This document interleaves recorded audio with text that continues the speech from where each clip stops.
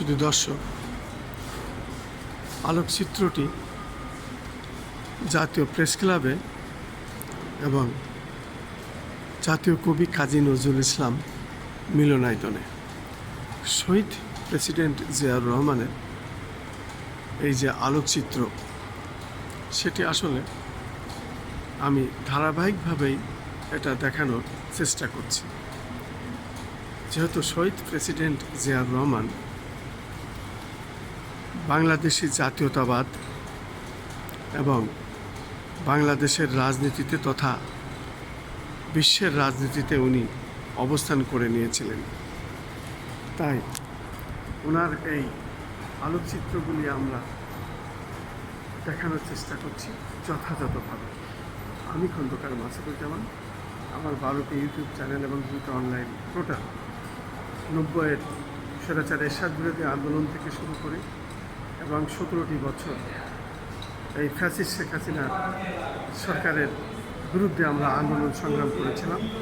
অনেকবার আহত হয়েছে, মৃত্যুর হাত থেকে ফিরে এসেছে, আইসিইউতেও ছিলাম প্রায় 1 মাস। আল্লাহ বাঁচিয়ে রেখেছেন। এই শহীদ প্রেসিডেন্ট জিয়াউর রহমানের আদর্শের সৈনিক হিসাবে আমরা আজও বেঁচে আছি।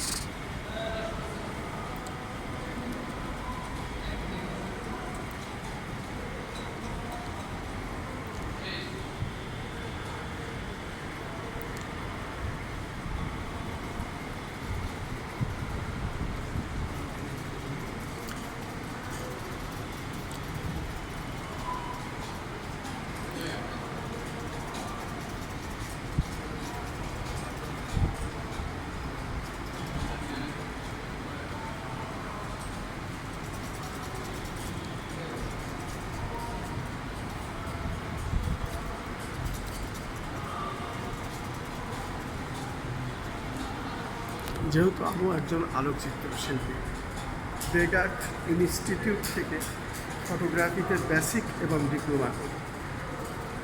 জনাব মঞ্জুর আলম বেগ স্যার, প্রয়াত মঞ্জুর আলম বেগ স্যার ছিলেন বিশ্বের 11 জনের মধ্যে একজন। আধুনিক ফটোগ্রাফি ওনার হাতে লেখা এবং উনি আরও অনেক বই রচনা করেছেন আলোকচিত্রের ব্যাপারে। পাশাপাশি আমরা দুটো ভাই বেগ স্যারের ছাত্র ছিলাম এবং বিটিভির গোলাম মোস্তফা স্যার, ওনার কাছেও আমি ভিডিওগ্রাফি করি, ফটোগ্রাফি করি এবং ওনাদের কাছেই আমাদের সাংবাদিকতার হাতে খড়ি। পাশাপাশি উনি বিপিএসের মেম্বার হতে বলেছিলেন, তখন থেকেই আমরা বাংলাদেশ ফটোগ্রাফিক্স সোসাইটির মেম্বার, আমরা দুটো ভাই এবং আমি একাই দুটো মেম্বারশিপ নিয়েছিলাম বেগার্ট ইনস্টিটিউটে থেকে। তখন আমি ফটোগ্রাফি ডিপ্লোমা এবং বেসিক করতাম। তখনই আমি বেগ স্যারের নির্দেশে বিপিএসের মেম্বার হই এবং একাই আমি 2টা মেম্বারশিপ নিয়েছিলাম বিপিএসের, বাংলাদেশ ফটোগ্রাফিক্স সোসাইটির। এই আলোকচিত্র আসলে এগুলো বিশাল ব্যাপার, এইগুলোই আসলে কথা বলে, ছবি কথা বলে। এগুলো আমাদের শিখিয়েছিলেন মঞ্জুর আলম বেগ স্যার।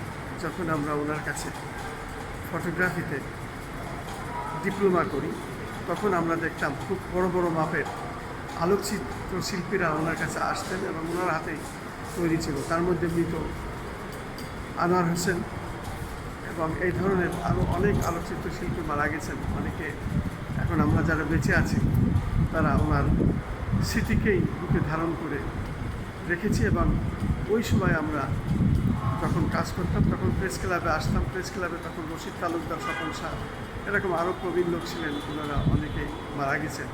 বেগ স্যারের কাছে যাই, ওইখানেই ওনারা আলোকচিত্রের উপরে এবং সাংবাদিকের উপরে আমাদেরকে প্রশিক্ষণ দিতেন।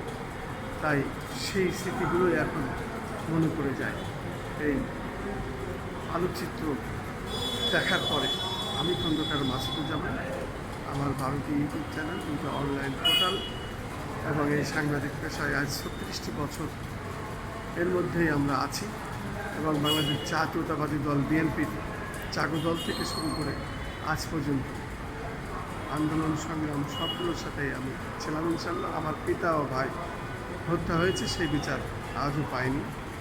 পাশাপাশি মাফিয়া ডন ওই সময় জয়নাল হাজারি আমার ভাইয়ের এবং আমাদের সহজে টাকা পয়সা ওখানে কাজ করা হয়েছিল ফেনীতে, সেই টাকা চেকের মাধ্যমে লেখে নেয়। জয়নাল হাজারি তখন ছিল মাফিয়া ডন এবং অস্ত্রের মুখে তুলে নিয়ে যায়, ব্যাংকের ম্যানেজার নিয়ে এসে সম্পূর্ণ টাকা নিয়ে নেয়। আমি এখন মাননীয় প্রধানমন্ত্রী আপনার প্রতি আহ্বান জানাবো, আমরা যেন ন্যায় বিচার পাই, এই অর্থ ফেরত পাই।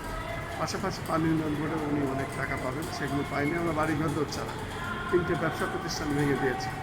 মৃত্যুর সাথে পাঞ্জা লড়ে আমরা আন্দোলন সংগ্রামে কামিয়াবি হয়েছি। ইনশাল্লাহ আপনি আজকে আমাদের দেশের প্রধানমন্ত্রী, রাষ্ট্র ভালো চলছে, রাষ্ট্র আরও 20টি বছর অন্তত আপনি চালিয়ে যাবেন, এই প্রত্যাশায় আমি খন্দকার মাসুদুজ্জামান, জাতীয় প্রেস ক্লাবের মধ্যে থেকে।